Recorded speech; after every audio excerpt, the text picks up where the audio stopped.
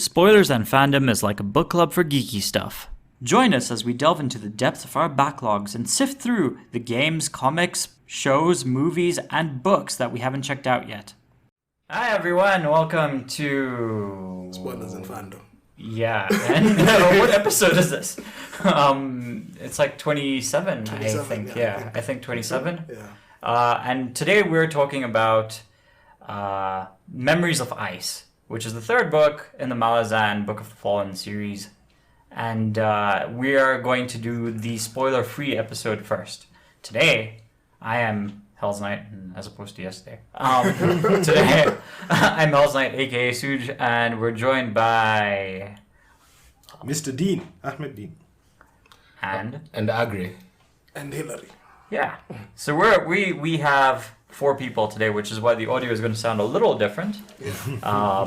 So we can catch everyone's voice. Yeah. But I think this should be a pretty interesting episode with lots of perspectives on this book.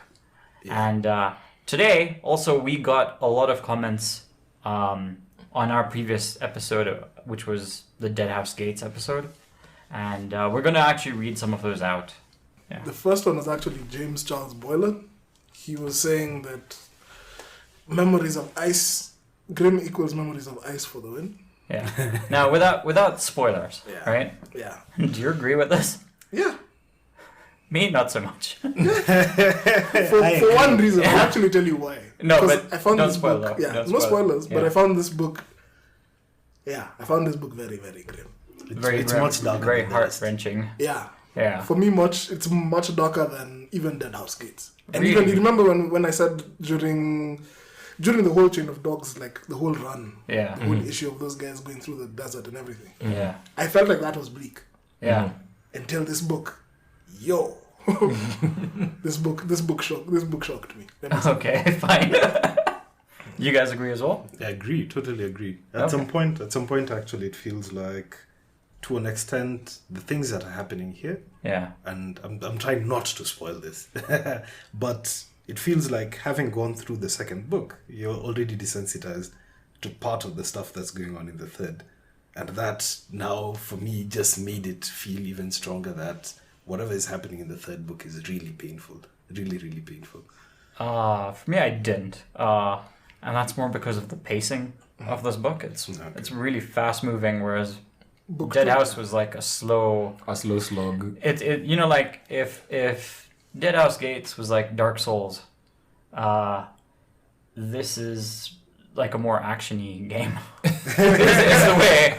Yeah. So one is, for me, that Grim is like a slow Descent into hell. burning. The slow descent into hell is Grim for me. That's well put. Yeah. This was a bit fast. Okay. And you, how did you feel? How did you find it? No, because of what happens, it's colored. So the whole book to me now is just grim. It's like, I can't believe that happened. That's all. That's my takeaway from the book. That's how I think of it now. Okay. Yes. All right, yeah. I think that's all we have to say about that. Next comment. Next comment is from Anansha. She Yeah. said she found the audiobooks on storytel.in and she's actually thanking us for bringing it to her notice. Steven Erikson is her favorite author and she can't imagine to delve into the world of Malazan again, even though she can't imagine how torturously complex the audiobooks would be, because she found herself bookmarking and turning back pages several times when she was reading the paperback versions. Yeah, so that's a huge advantage if you are reading the paperbacks, like the normal books. Yeah, you can't just turn back. But even with the Sure. audiobooks, you can just With skip the back audio- 30 seconds. Yeah, but like for stuff that happens in the middle of like a chapter, how do you skip back to that? I skip it's a back. little Like for harder. me, I always used to skip back like 5 minutes. Whenever, like every time when I started the book again, Yeah. I'll always skip back 5 minutes, re-listen to the last 5 minutes, and then continue. For me, I found it easier to actually keep up with the audiobook Yeah. rather than the paperback. Yeah. Yes, because I don't know. Credit to the Voice actor, the Ralph voice- Lister. Yes, credit to him because it's everyone has a voice. Everything is distinctive, and it all sticks in my head. It's not just a big word. It's just word after word, this character after Yeah. this character. Yeah, now it's people actually speaking. Yeah, Yeah. it's acted. I guess it also stays with you a little longer. Yeah. That's actually one thing I really liked about the audiobooks. I never knew that he would dramatize them the way he did. Yeah. So yeah, like for me, I'd recommend do both if you can. If you've read the books, if you've read them before, listen to the audiobook now. Yeah. One thing, and one thing that will bug you out is the pronunciations. I'm repeating this. Yeah. One thing will bug you out is the pronunciations. Yeah. But beyond that, the audiobook is awesome. Yeah. The fact that the three of you are like really, really selling the audiobook, that's one reason I haven't gotten into it. I've got like 6 years of the books under my belt. I feel like I'm not sure whether he'll sound like what it sounds like in my head. And I also really, really, really like going back and forth in the books. I'll skip 2 chapters back, look for a paragraph. And I don't know how easy that would be, especially for you, because I keep sending a lot of people like literally pictures. I'll just take a picture of a couple of paragraphs, send it off, stuff like that. So I don't know. In the audiobook, it's not so easy to do that, to share, but there's that, okay, if you listen to them off Audible, there's actually that clip feature. Yeah. Okay. Yeah. Which there's a way you can just like clip a bit. Yeah, you just clip a bit, Yeah. listen to that. you can't send it out though. You can't send it out, but you can.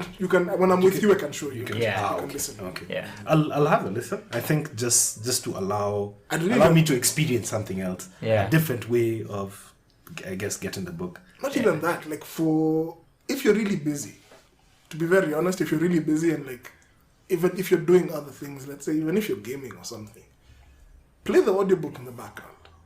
Considering that for like you and for other people maybe who've already read the book in advance, the audiobook would be enough of a reintroduction. It's like a refresher into the story. So, I don't know. Give it a shot. Yeah, I'll try it. Yeah. I'll try it. I think it's definitely worth trying. You do miss some details though when you do the audio. How? If I think someone had written on WhatsApp, I think it was Agre, but I'm not sure.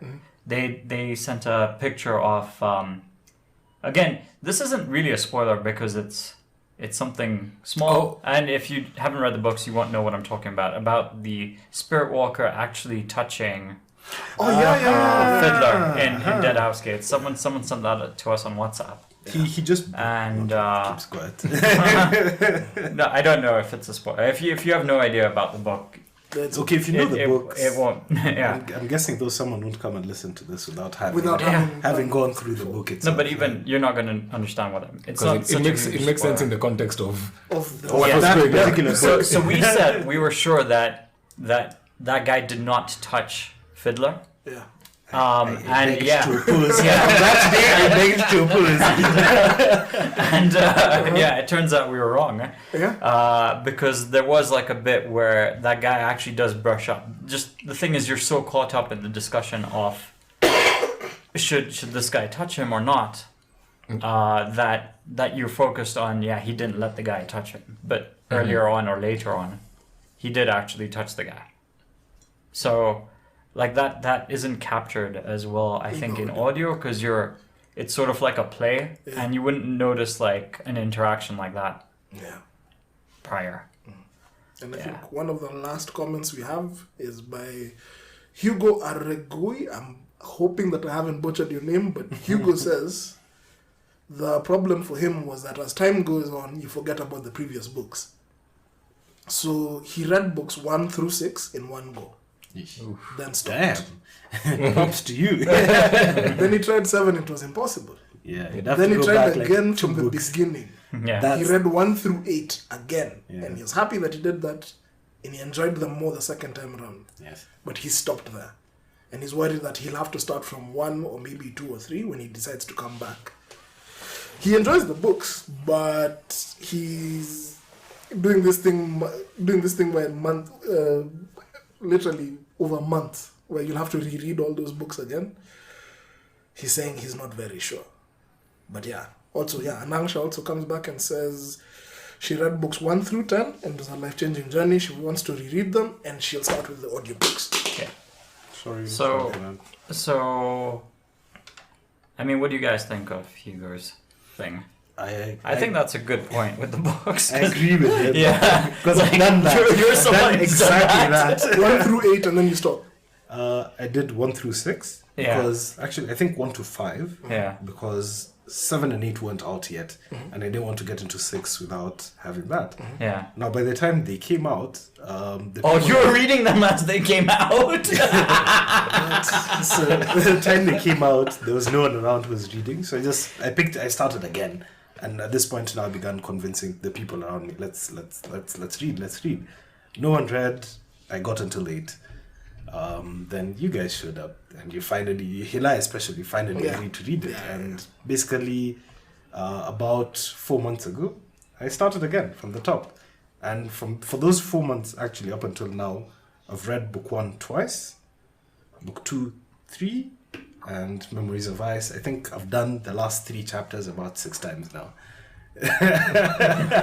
I agree. Yeah. It's a bit of a journey, but the thing is, I don't know, man. In rereading, the amount of things, especially if There's you're loads of Yeah. detail. if you're rereading it Yeah. one after the other, there's a lot of stuff now within the book. Like there's the spoiler side, that person's injury. Yeah. Now you can really see it in stark detail, the way it builds up, and we begin feeling that foreboding feeling. The grimness now catches up, like it really catches up because you're reading the books one after the other. Yeah. Okay. But it's all good. I don't mind it. I love reading. So Because yeah. honestly, Yeah. I've been considering whether I should just restart it from book 1 again. Okay, so I actually, because I finished this actually before you again. Somehow I thought I was behind all of you guys. But there's a week where I was super busy, yeah. and And I lost think the track. weekend That's that when- you were super busy is the weekend I was like fully into Yeah. this. So like wow. Because I remember I was like 5 I chapters finished- ahead of you, and maybe like 3 ahead of you. Yeah. Then by the end of that week, I was like 5 chapters behind everyone. Everyone, yeah. Yeah. So I read the first chapter of Gardens of the Moon again, and just that one chapter I was like, oh my god, Exactly. this makes sense now. Because now I'm like, oh okay, because all these names are really vague. Like the book first starts off time. with When you all start these out, yeah. vague things that you have no idea what it means, but you just kind of go with it. And now, like having read this much, I think it all makes sense to. That's the biggest hurdle trying to introduce anyone to the series, because it just simply throws you in. Yeah. straight But you into just it. These are like, names. you just kind of stick with it, right? Like Yeah. when you pick this book, you just stuck with it. what I'd say, by the way, I'd advise you guys to start book 1 again. The first time, no, just because the first time you read book 1, Yeah. as someone like really green to this, Yeah. it doesn't make sense. Yeah. It's, And a it's lot of info things will dump, pass you. Yeah. It's info dump, it's world build, there's character inside there, and then there's an overall story, and it's like the million pages. And towards the end, you're at this point, especially if you're just new to it, you're at a point where you're just like, let me get through the book. Yeah. But now that all the context is there, you go back and read through it. It's like, now I know who these people are. Yeah. And Yeah, and when it- they start bringing the gods up, now you're like, yes, I understand I who know this these is. guys. Now Yeah. the characters begin to really make sense. Yeah. It becomes like a really nice flashback. I don't know if that makes sense. I think it's such beautiful like writing. Yeah, Like, that's amazing. to write a book like this is just insane. For me, the thing that actually amazed me about book 1 the most was, you know, in chapter 1, you're introduced to Paran and Lassine. Yes. In the very first chapter. Han, Lassine, and I think And Whiskey Jack as Whiskey well. Jack. As well. Yeah. So And the they scene, all Whiskey seem to be Jack, children. Fiddler, all and children. Fiddler as well. Oh yeah, Fit too. Yeah, he's there as well. So they're all, and you know now by that point, like, And they're referring to characters who are random names. But it makes sense if you've read up to book 3. These They make people sense. have meaning, and you will have forgotten that they were mentioned in the in first, the first chapter of the book. Like, Yeah, so for me that was the biggest bug out. Like I had to, I literally reread chapter 1 and 2 of Gardens of the Moon after I finished it again. And then even now as I'm coming back, I'm thinking I'll just go back and reread it again. Yeah, but again, this Hugo has a point. Yeah. Because these books are huge. These books are huge. They take a month. Okay, realistically, Call it a month. we'll say it's just 3 a weeks month. to a month. Yeah. A month is me being safe. But like, if you're doing the How do audio, you do it in two, If you're in doing- 2 weeks? if you're doing the audio, it's like the shortest book has been 34 hours. This book Yes, was 40 40. something hours. So Like that is time. So If you like, have 2 days to spend, I mean, if you're doing an hour every day, No, that's 45 hours is you Yeah, won't it's even do it in a month. Yeah. Like, but yeah, yeah. it's so it's quite heavy. Like actually, thanks to this book, all those Audible, like all those what do they call those achievements that they give guys? Yeah, I've gotten so many of those damn achievements yeah, because of Malazan. yeah. Yeah. No, it's For yeah. listening for 1 hour over lunch hour, listening for 1 hour over the weekend, listening for like 2 hours at night. I mean, what I've been putting in my listening time is during now the commute. I don't That's also for me, get the stuck in traffic that much. I'm like, more time. So for me, I just go. I grab like some water. I sit down on the sofa. I'm like, okay, it's time. I just sit there for hours. Now you understand It's like why a I have movie. wireless earphones. No, I honestly get it. I just, so I no longer have a car. So this, for me, it just makes it hell of a lot easier now to literally get lost in public transport. reading. Yeah. I also have a lot of downtime, rendering and stuff like that. So toss up something to render, and then like 2-3 a.m. I put 2 hours in, and that's how now at 2-3 a.m. That's how you start sending people messages. Did you see this? Like you guys don't know how many times we have a group, by the way. We actually do have a group where we discuss these things amongst ourselves as we're reading it, and so we just New group, yeah. just for pacing ourselves, so we know how far we've reached and when we're gonna do the podcast next. Yeah. It's also a good way of it's also a good way of keeping track of notes when they happen. Yeah. Yes. Yeah. But then now beyond that, like on a personal level, I think we all chat to one another also, and there's those separate conversations that we have. So whatever that Dean and I share on the group is like 40% of what we discuss. Dude, I think your 40% is Like it's been like I can feel how much he's wanted to talk about these books with people. Yeah. Yes, I'm getting that yes. vibe a lot. Like it Because seems legit- like there's like a legit following with these books. And even for me now, For I've guys to gotten talk about it, yeah. and I've also gotten a couple of my friends to start it as well under the same sort of situation where guys do the audiobook and then they try and supplement it with the paperback or the hardback. Yeah. So it for some guys it's working. There's a buddy of mine who's like in the thick of book 1 and he's like, I have no idea what's going on, but it's fun. Yeah. Oh, it gets better. that's- Yeah. Wow. So yeah. Now Anyway, we so get into- thank you for the comments. Please keep sending them more, in. More, please. And if you're new to the show, now is when the episode starts. We've got a lot of new listeners, so thanks for joining us. Thank you. Thank you. And let's start talking about now Memories of Ice without spoilers. ties self up. Without spoilers. Without spoilers. Without spoilers is So relatively it's So again, unlike I'll try really hard not to spoil the books prior to this. This book takes place really relatively shorter time after the events after book 1. Yeah. And we know that book 2 took place maybe 4 months or something like that after book 1. This I think is like 4 weeks. But it's irrelevant really. They just happen at the same time. Book 2 and 3 happen at the same time. And On different continents. on different this happens on the same continent as book 1. Book 2 happens in the continent of 7 cities. Yeah. This is on Genovakis. And again, what Erickson has done is he has this party system.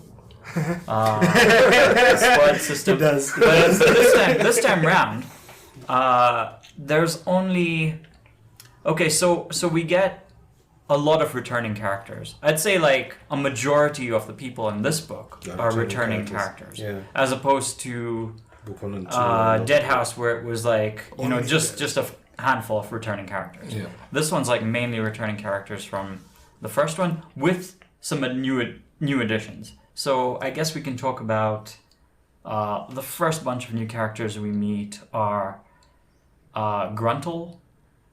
Gruntle and his crew. I'll put it that way. And basically Gruntle is a caravan guard. Very typical of D&D campaigns, with the starting chapter of every D&D campaign, of guys guarding a caravan. And he has his friends Harlow and Stoney, and they're tasked with guarding a caravan from Darudistan, which is a city from the first book that you should be aware of. And he is transporting that thing to another city called Kapustan. Right. So, yeah. Oh gosh, it's been a while. I'm already forgetting the names. So, yeah, that's his thing. And along the way, weird stuff happens. And we'll get into that in the spoiler section. The other crew is the crew of the bridge burners, and we meet the rest of the bridge burners as well, because we were introduced to a handful of them in book 1, but we now meet like all these other characters as well.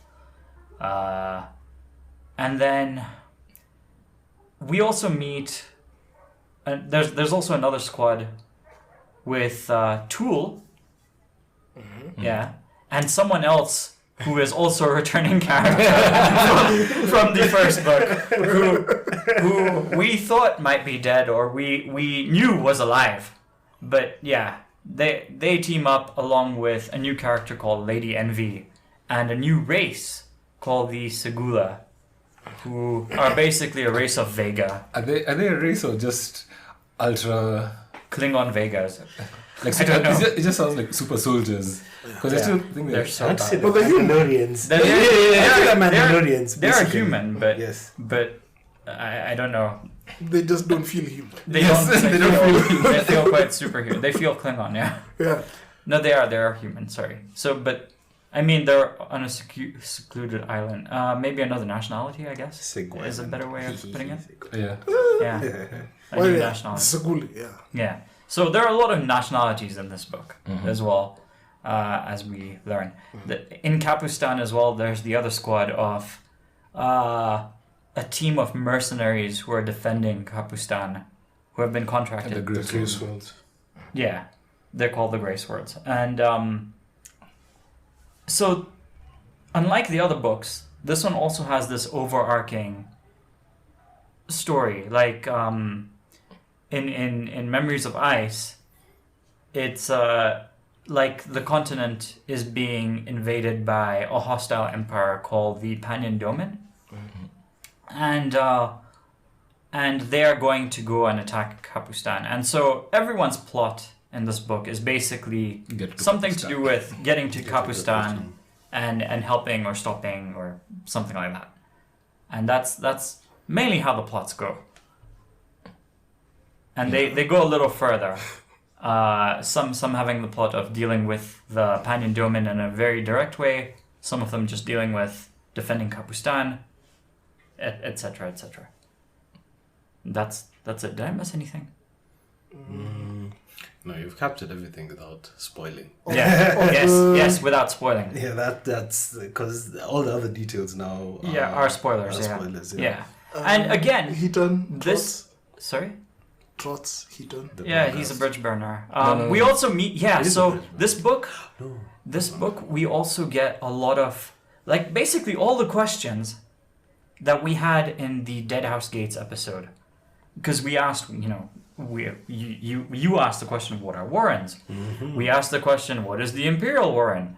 All these. We had all these questions in the Dead House Gates episode. They're answered before the first chapter even starts. Yeah. It's so, like, the pacing for this book is really, really different from the other books in terms of, like, how they went. I always thought, like, Gardens of the Moon was like world building and kind of like stagnant till about the middle, and then it just goes Ooh, God. and Dead House was more of like a slow build up, and then right at the end, this one's just like all the way yeah. from the first chapter. Yeah. So the pacing is super different in this book. What else can I say? Were you happy with the way the plots ended up without spoiling it?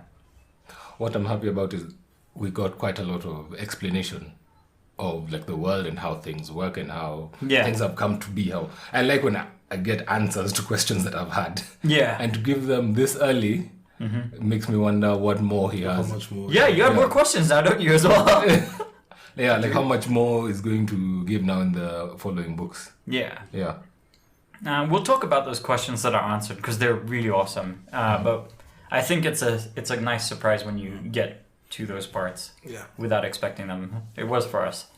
What I really like is just the way I've explained it. Thus far, because of the way he writes, we've now kind of gotten into the groove of how his story flows.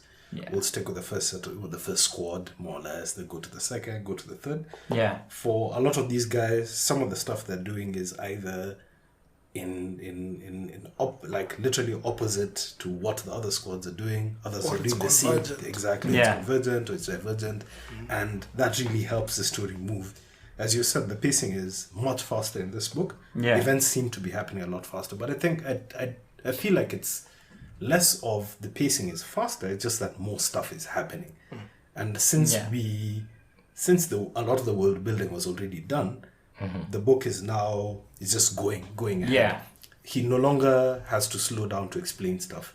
Now he can just just kind starts. of just go. I would say the explanations were done in a very Fluid. cool way. For example, I can't go Spoiler into section. I can't go into the details, but like the way some of the things are explained in this book, it happens like this happened and that happened. Like it's like an action sort of flashback Yes. kind of yes, situation that goes on with the explanations, which I guess help alleviate the pacing. They help with That's true. like it That's still feels like action packed somehow. yes. Very action. And again, this book has overpowered characters.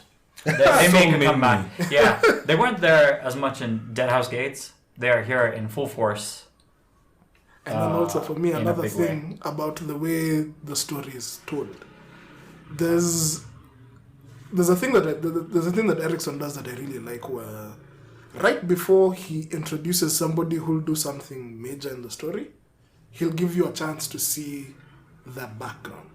Weirdly enough, you'll get kind of like a mini introduction of who this person is, and a small thing that either they did in the past or something that they're doing in the present that reflects something that they did in the past. Yeah, I think it's the way he describes the character. Yeah. Yeah. So that's how, when he's doing his introduction of a character, you'll know who they are and who they were to a small point. Yeah. Then now you figure it out now as you go. Yeah. Yeah. I think it's really well done. Yeah. In terms of the plots, though, I mean, initially I thought the plot was kind of a generic plot. It's a very fantasy thing to say, you guys all need to unite to stop this bigger threat. Like, this is like the Avengers plot. Yeah. This is like Lord this of is the like Rings. Skyrim. It's Elder standard. Scroll. It's throughout. It's Standard. been there. It's Yeah. like a trope. But I think the way this was handled, even though it is a trope, it's done Well, pretty well because he focuses on the little stories that the characters are having. yeah. So I think that's handled really well. Actually, I think that's probably like one of his biggest strengths, because it's easy to make like the big existential threat overshadow like the small little stories of each and every person just trying to survive in this world Yeah. of monsters, walking monsters among you, but everyone is just trying to survive in their own little area, their own little environment. Yeah, and he's good at balancing both of them. Both. Yeah. Yeah. I don't know. Can we talk about some races, like the races we've already encountered, like Tistiandi and stuff like that? Yeah, we could. I don't want to go into specifics though. Yeah, just I think- general. I Not Yeah. in specifics. Something like, I like that now. You see, in the first couple of books, we tend to see, there's Rick. He lives in a giant castle, a giant stone edifice floating above our heads. But here we get to actually interact with him a bit more. Yeah, we go deeper into the characters, right? And we can begin to see, these guys, the Tistiandi, have been around for what? Decades, millennia, thousands of years. And yet they've been humanized. We can see their own little struggles. We can see how even as they are, there's part of what they're doing is kind of like to alleviate themselves from boredom. I don't know if that's actually if that's Is it? No, not I really don't boredom, know. but like withering away. Lethargy, I think that would Yeah, be I the think- best way of describing it. Yeah, I think. Well, we can talk about that in the spoilers. Because I've got something I- also I to, like yeah, it, to yeah. add to that, yeah. Because now what I wanted to say about the Testandi, in the beginning, the only Testandi person who we've met Was through book 1 and 2 was Rick Rake and the Assassins. and the assassins. Yeah. Who And even get the no, assassins- even the who assassins get, we who were- get no, no didn't know screen time. up We until- met exactly. Corlat. Yeah. We got no screen time with her. So it was just Rick basically. Yeah. And even then, and I don't think this is a spoiler, Yeah. even then when we meet now other Testandi, we realize that Rick is weird even for Testandi. Even for them, exactly. Even when he's compared to other Testandi, he is weird. So yeah. Oh, he's my He's special. favorite. He's my favorite. Okay, anyway. wait. Okay, fine. Yeah, okay. We can talk about our favorite characters, actually. In this book specifically. Yeah. Okay. Who are your favorite characters? Yeah. The bridge burners. As a squad in the whole. So Your favorite? No, one. You get one. You get one. I want to say the bridge 'Cause they're burners so and Whiskey Jack count as one character, to be very honest. No, The one. whole squad seems to be okay. Off the top of my head, favorite character like thus far, even counting the other two books, Gruntle. Oh, okay. Gruntle Gruntel's is not even in the other two books. no like just But he as, appears in this as book so strongly. the Yeah. way he shows up, Yeah, he overshadows a lot of the other characters I felt for. He's him and not Kanadas, not Bukalian, Ikovian. Itkovian. Him and Itkovian are standouts for me. In as of right now, as of all three books, they're standouts. And this is even in comparison now to Whiskey Jack, the Bridge Burners, Callum, Quick Ben. Those two are standouts. What about you? You. Okay, no, I'll go after you. I didn't you. No, so I really like Rake. I really like Rake, and you know, like we've gotten like hints of what Quick Ben can do. This book really shows us how much of a badass Quick Ben is Yes. in such a stupidly insane way. so for me, it's between Rake and Quick Ben. I think I just like Rake because I feel like. I really feel for Rake somehow, but I'll go into that in the spoiler section. Yours? Okay, for me, I think I actually like Tool. Tool. Yeah. Because Yeah, because he has such a dry sense of humor. Dry. Yes. So that, and also how much he adds to the story of now the Tilana Math. Yeah. Through just and his interactions with everyone, you realize, oh, this guy is first of all, he's really powerful, but then he's still funny, but he's also despairing, and he has a whole rich history behind him. Yeah. And it's they only just even now, as much of as they've told us about his history, I still feel like this could be a whole other story. There's still quite a lot more that we These need to find out characters about are this story. deep. They're so deep. Yeah. There's so much.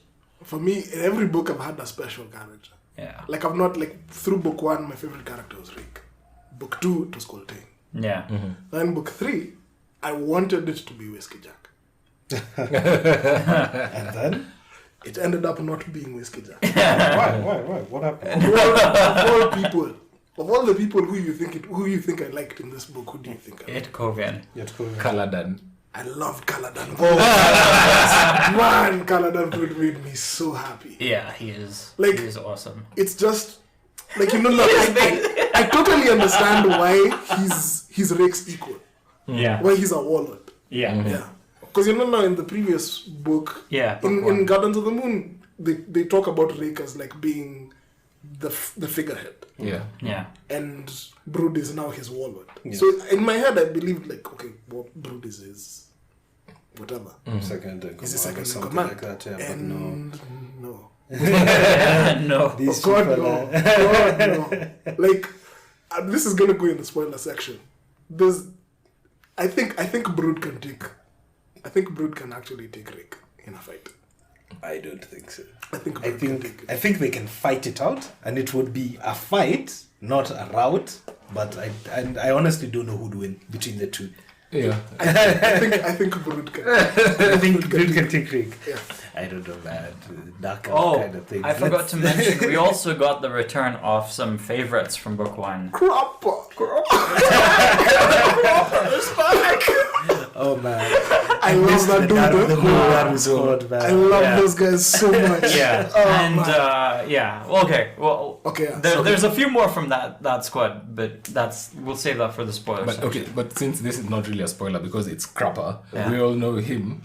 But I swear to God, I feel for the other part of the Daru squad, how they are annoyed by Crapper. They have no idea. They're completely clueless. It's not even that they're clueless, because they already know like he's a smart-ass person. But the issue is that he just keeps talking around. He loves to hear himself talk. Exactly. Yeah. And I'm like, get to the point. Everyone. Oh, But, there are Crapper, some like, moments. I know he is smart. I know he's doing, but the whole time I'm like, STFU, man. yeah. I can understand how he can throw others into a rage because I am exactly at that point. I am raging. I'm like, I know you have this covered. Just say whatever it is you want to say. I think he's like Quick Ben. Huh? Every so he often, is like Quick Ben. Yeah. every so often, everyone complains about Quick Ben being like, "You guys owe me. You guys thank me," and he's being so snide about it. Yeah. Now Kruppe does that, but In a very in your face kind of and way. a very musical, This is very all a game to song him. and dance game. He's enjoying himself Yeah. while the rest of you all are struggling for your lives. Yeah. But he's the man with the solutions to everything. Yeah. and his slippers. Wait, what else? So we've talked about the characters, the plot. I'm eager to get to the spoiler section. Yeah, me too. The writing's a bit different in this book compared to the other ones in terms of there's no like in the first 2 books there's like something that happens and he'll show it happening from like different perspectives. Like for example, let's say someone's about to take a shot at someone else, that he'll describe that moment.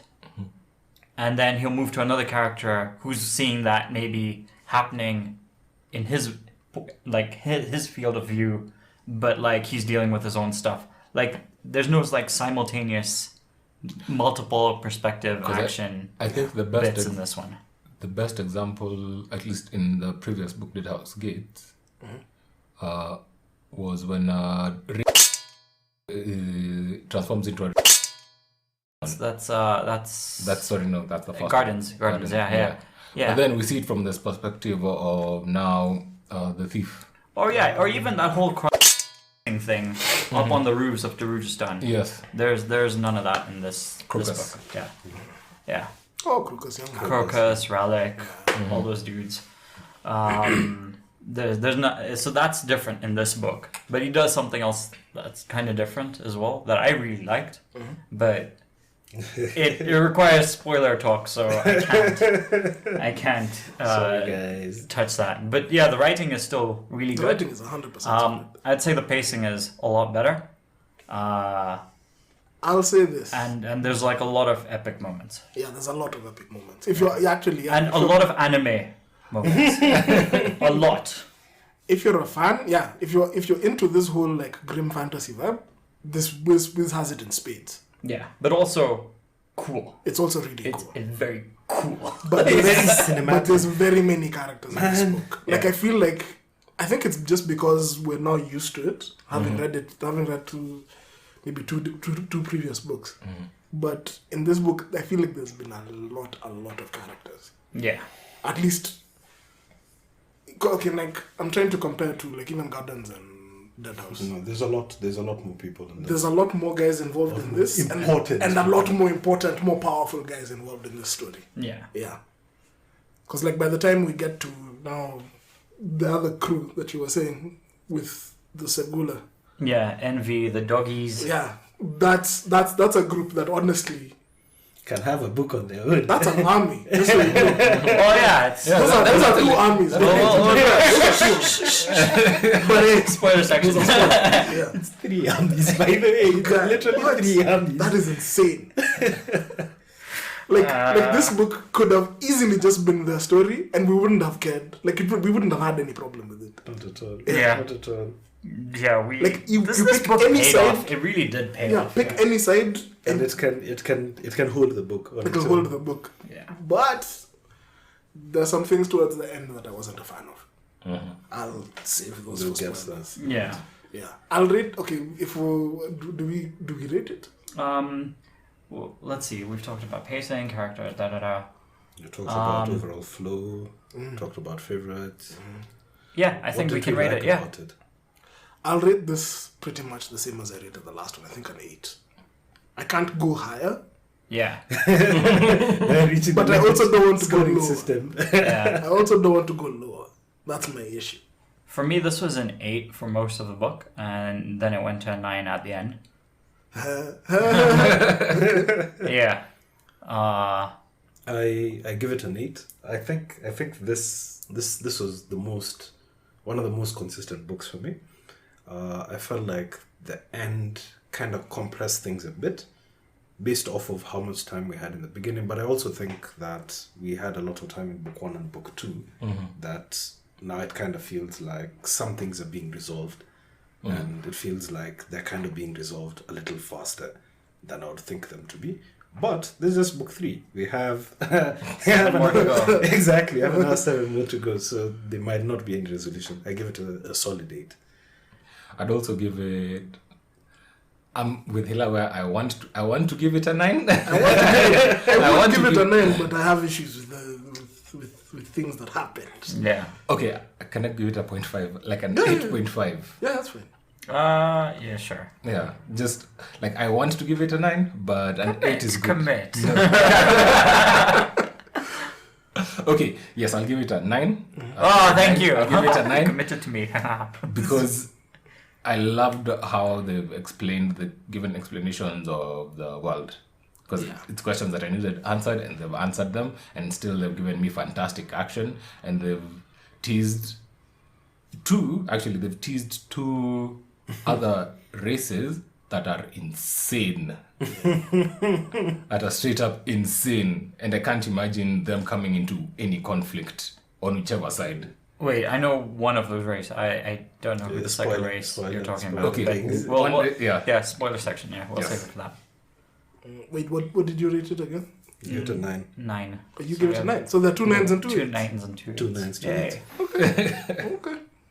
Yeah, so we're 2 9s, 2 8s. Mine, yeah, but mine was an 8 for most of the book. It's just I really like the way it ended. So it, Wait, for me, wait, what do you mean how it ended? What the we'll fuck? talk about it in the spoiler. We'll get to that. We'll Yeah. get to that. You guys cannot be serious, baby. You guys can't be serious. I had beef, man. I really had problems with it. Yeah, come. Okay, we'll get to. Okay, so anyway, so that's it for this episode. I guess we're eager to talk about the spoiler part. Yeah. So join us for the next episode where we're just going to go full on into spoilers. And thanks for listening. We really hope you check this book out. Yes. We'd recommend it. If you've read the first 2 books, this is much easier to read. I would say. Much easier. Yeah. Yeah. But the thing is, you need to read the first 2 first. Yeah, I'm saying if you've read the first 2 books, this is easier. Yeah. Definitely. Yeah, Definitely. but don't jump into this book straight Please up. You'll don't. float. Yeah. But Will you float, actually, if you were to read this book straight up? hang on. From Gardens, yeah, you float. No. Think about it. There's a reading order online that's a bit different from the order of official books. order, yeah. And actually, now that I have context, you can. The thing is, you can go into this book, then go into Book 1. No, you can start off. You can start off with 1, go into 3, Yeah. then Oh, go then into 2. then go into 2, especially because of how 3 ended. Yeah. Oh, I thought you meant like You start from book 3. No. I was like, that's insane. The thing is, you can also start from book 3. I think you could start this from 3 because because it it starts with. There's no way. I can't Start from agree. book You have to start with book 1. Yeah. You can then jump into either 3 or 2, but you can't start it from book 3. The problem with 1 is, okay, we have gone into this again, but the problem in what I feel with 1 was The pacing. the pacing One was was just slow. the pacing, yeah. It gives you info, but it's very slow. Yeah. And it also gives you the names and everything, so you kind of like get bogged down. A bit overwhelmed, yeah. But 3 gives you both names and runs ahead into action, of which some of the action actually explains what's happening. Yeah. This book is less about world building and more about like action stories that are happening. Okay, but then now, how would you And explain? also, it doesn't actually, like, it leaves what happened in book 1 as a vague thing. They don't really go into detail. There's just like Things happened. There's literally like 2 moments I can think of that reference like stuff from book 1, and it plays. It has no weight on anything from like the main story here. Okay, wait, can you say that? But we'll talk about it in the spoiler section. Oh, no, you could say them and then we bleep them out. It'll be a lot to bleep out. like 3 sentences. Let's do the spoiler one next. Yeah. Okay. So thanks for listening. Bye. Bye-bye. Thank you. guys. Do you have an opinion on what we just discussed? Did we miss something? Tell us in the comment section and we'll read it in the next episode. If you're listening on Anchor, send us a voice message and we'll add it to this episode. Don't forget to follow our podcast on Twitter @SpoilFans for updates. And follow our Instagram for behind-the-scenes action @Spoilers and Fandom. Also, subscribe to us on YouTube and Anchor to get the latest episodes.